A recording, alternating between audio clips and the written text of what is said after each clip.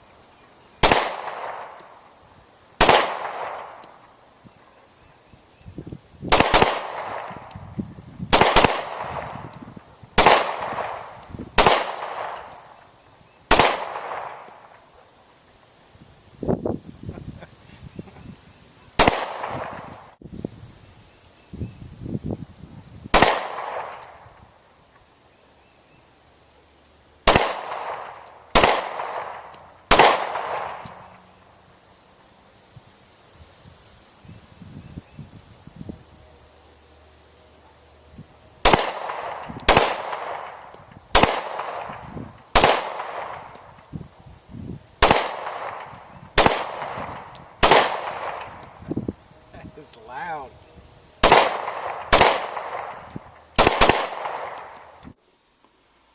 Okay guys, here we are with the Smith & Wesson M&P 40 Pro Series. As you can see, it comes with your standard Smith & Wesson carry case. Inside you'll find some literature. If you're not a member, please become one. Your lock, warranty, spent casing, owner's manual, and your Smith & Wesson M&P 40 Pro Series. It comes with two 15-round magazines and a couple of back straps.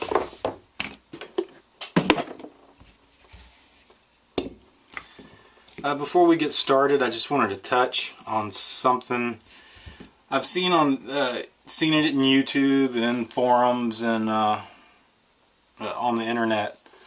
A lot of guys out there are saying that the 40 is a compromise round, and I don't understand that argument, or don't know that compromise is the right word to use. There's guys out there that say that the 40 doesn't have the velocity that a 9mm does, or it doesn't have the knockdown power that a 45 does. I'm not a ballistics expert, but I've done a little bit of research into the 40. And if you compare the bullet type, the weights to the velocity and the energy transfer per square inch, you'll see that Smith & Wesson designed this round to bridge the gap between the 45 and the 9mm. Generally, if you think of a compromise, you'll think of it as a negative thing, where you're forced to give up something of value in order to gain something else. I just feel, in the case of the 40, your gain outweighs your loss. You voluntarily give up a little bit of velocity for a larger, more effective round that still has great velocity and penetration, and you give up the bulk and the mass of the 45 casing in order to carry a significantly larger capacity with the 40 caliber, and it still has the ability to deliver a 180 grain projectile. This is a scenario where you take the best attributes of both rounds and combine them into a round that delivers velocity, penetration, with a harder hitting mass of a heavier round, and that gives you the ability to deliver more rounds with its higher capacity. So it's my belief that the 40 stands on its own. As far as the argument on whether or not it's a compromise between one or the other, I'll just leave that up to somebody else. I just don't know if compromise fits in this situation. But I have full confidence in the 40, and I have full confidence in the M&P. So enough of my babbling. Let's get on with it. Like I said, two 15-round magazines, and a couple extra back straps. In order to change the back straps, you'll take the takedown tool, give it a quarter turn, and pull it out. This tool acts as a pin pusher if you ever need to break down your pistol to that extent. Otherwise, it's just used to change your back straps. As you can see, the larger palm swell is thicker, medium small. And with the ergonomics of this pistol, regardless of which one you choose, it still feels fantastic in the hand, whether it's the small or the large. It just fills out your hand. This high beaver tail just makes for a really comfortable fit. The low bore axis just makes for a great pointer. I mean, when you come up, it's just effortless to get on target. So, I mean, I really like the M&P series in general. But with the back straps, I split the difference and go with the middle or the medium. And your takedown tool locks in there nice and solid, so you don't have to worry about that thing coming out. As you can see, a polymer frame, stainless steel slide and barrel. I believe this is a melanite finish. On the slide you'll find the scalloped serrations. Not only aesthetically pleasing, but just great traction. It also has a makeshift chamber indicator. You can't feel it or anything, but when there's a round in the chamber, you'll see brass through that little hole. The Pro Series comes with tritium night sights. They're Novak style. The front is dovetailed. There is some windage. There is no elevation, but these are super bright sights. They're a great night sight. As you can see, the slide release is ambi, easily operated from either side. The magazine release is not. It is only on one side, but you can change it. When the pistol's broke down, there's just a little spring that you release, and you can pull it out and put it on the other side and then reattach the spring. So that's very easy to do to accommodate for a left-handed shooter. The trigger itself, this trigger, the Pro Series comes with a lighter trigger, a lighter, crisper trigger. This trigger is rated at 4.5 to 5 pounds. The take-up doesn't have near the gritty feeling. It does have a trigger safety, but the take-up is not nearly as gritty as the standard Pro Series, or the standard M&P. When it comes back, it's a pretty soft take-up, and then the brake is a lot lighter and a little more crisp than the standard Pro Series trigger. I like this trigger. The Pro Series, I'd definitely say it's taken the M&P to the next level. You get tritium night sights and a decent trigger. So if you're thinking about a M&P, look into the Pro Series. They are a little more, but I think they're worth it. This is not a pistol that you have to alter anyway. It's good as it comes. To break it down, you'll engage the slide, take the takedown lever. You can do this one of two ways.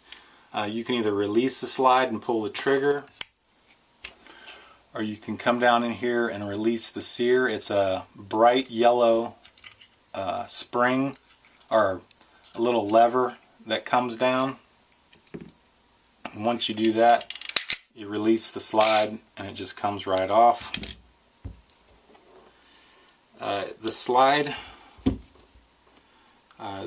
it comes with your captured flat spring on a steel guide rod.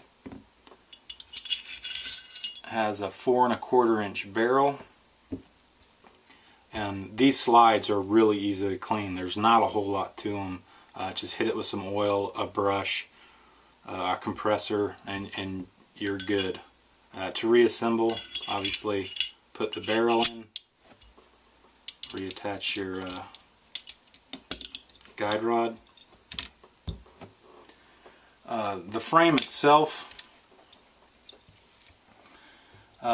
there's a lot of tight areas in here.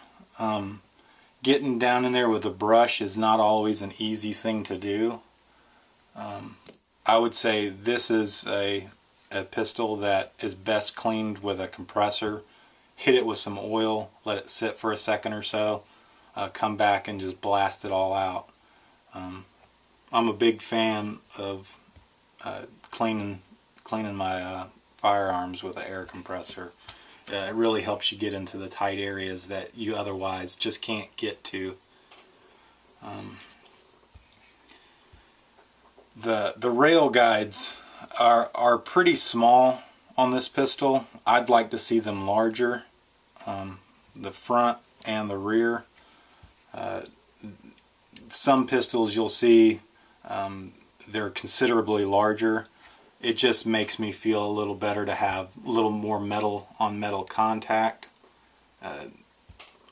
As far as I know, this is all the rail guide you'll ever need, but it would just, I would like to see larger. You can already see some wear, so not sure if that's an issue that will bother you too much. But to put it back together,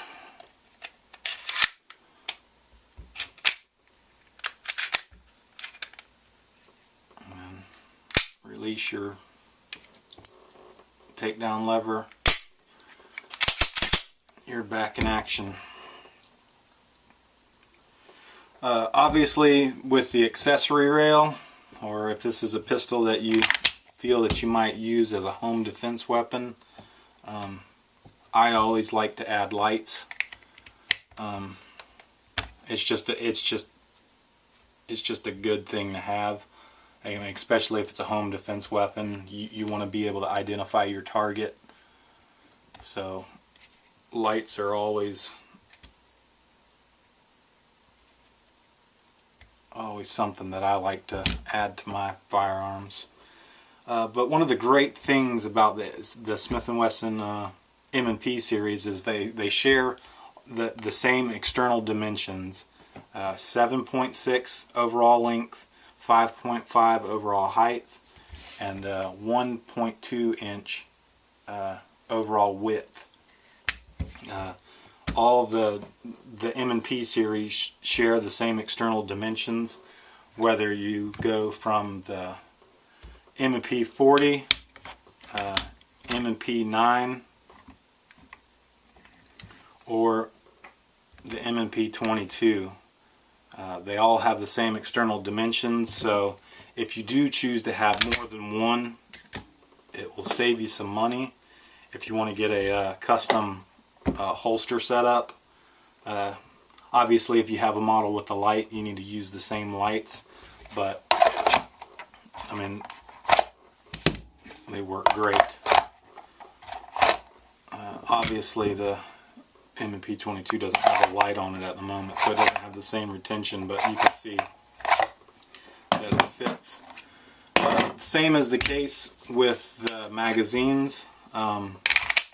They share the same dimensions, so obviously it'll save you some money if you choose to get a setup for your magazines as well. The 9mm has some creasing to change the internal dimensions, but it's the same external dimensions, so again, could save you some money. But I think that's it. I think we covered everything, and this is the Smith & Wesson Pro Series. M&P 40. Thanks for watching.